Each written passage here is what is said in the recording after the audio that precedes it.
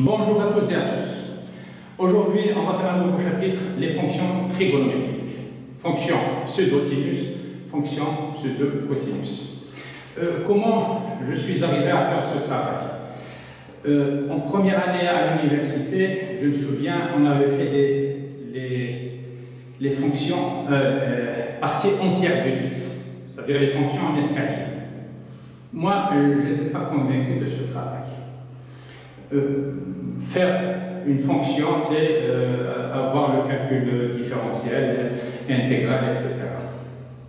En même temps, j'ai vu sur les courbes algébriques, etc., pourquoi ne pas avoir une fonction f de x qui va me donner une courbe algébrique, ce que j'ai traité dans la vidéo précédente, le repère analytique.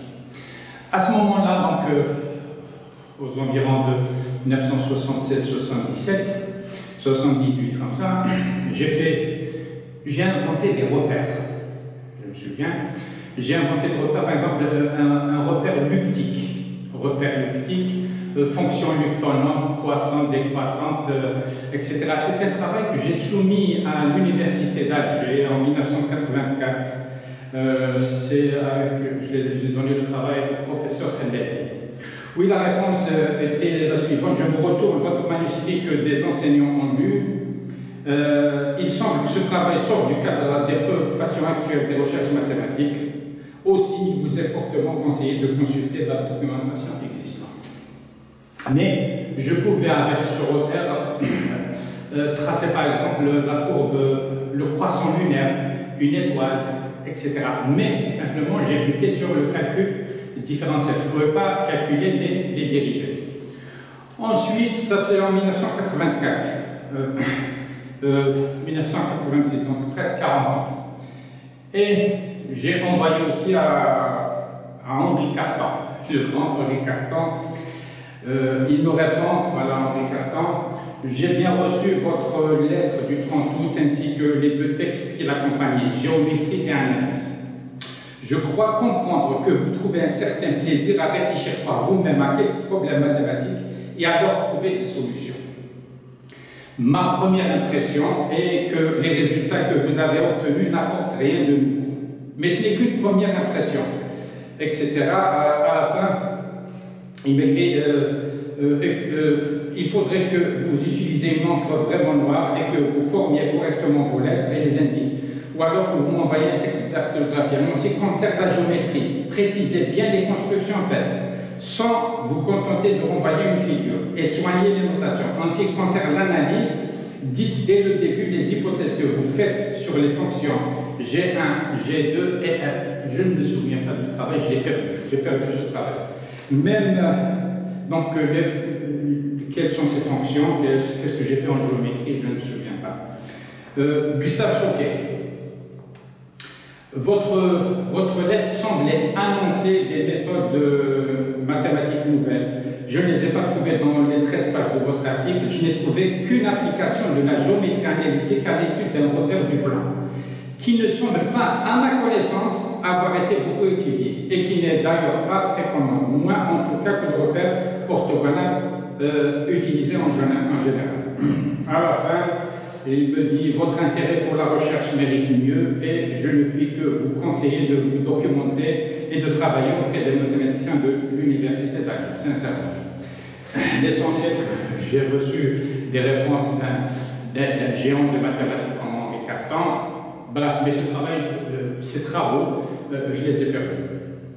Maintenant, je suis revenu, donc j'ai fait des fonctions pseudo-sinus, pseudo-cosinus d'une autre manière, mais je vais pour l'instant me contenter de cette façon de faire des fonctions.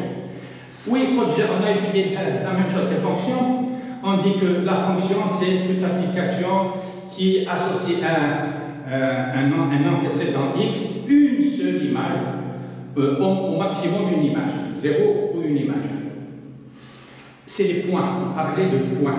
Je me suis dit, pourquoi on parle de points? Pourquoi pas on ne parle pas d'intervalle? C'est à partir de là que j'ai commencé ma recherche. Donc, qu'est-ce que j'ai fait? Je prends un axe, je l'ai divisé à l'époque en 5, 5, 5, 5, 5. SPX, quand je dis SPX, c'est tout ça. Et CPX, c'est tout ça. Au tout début, j'ai appelé ça inf de x et ici sup de x. Simplement, cette fonction, c'est des fonctions continues par intervalle.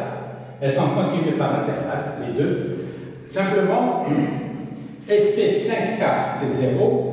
SP5K moins, donc on a 5 moins et 5. 10 moins et 10. Donc SP5K c'est 0, SP5K moins c'est 5. CP5K c'est 5 et CP5K moins c'est 0. Et voilà la fonction SPX et la fonction CPX. Et bien sûr, SPX, la dérivée de SPX, c'est 1. Et la dérivée de CPX, c'est moins. Donc, je vais continuer dans les fonctions pseudo-sinus et pseudo-cosinus. Donc, la fonction f de x est égale à x moins spx sur 5, pseudo-cosinus. Ici, je vais avoir en escalier. Voilà. Et x plus cpx sur 5, c'est la même chose. Une fonction en escalier. Maintenant, ici, je peux faire le calcul différentiel. La dérivée, c'est 1 moins 1, c'est 0. Donc, la dérivée est égale à 0.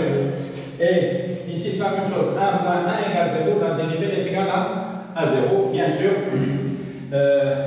continue par intervalle. Donc, voilà. Oui, une autre fonction, f de x égale 2x plus cpx moins spx sur 5. Ça va donner cette courbe. Simplement ici, ça c'est constant, mais l'ordonnée, ici c'est 1, ici c'est 3, ici c'est 5. D'ailleurs, le travail que j'avais envoyé à l'université d'Alger, je pouvais avoir des fonctions en escalier, mais avec un repère. Un repère, je ne me souviens pas de ce repère, ce que j'ai appelé le repère luptique.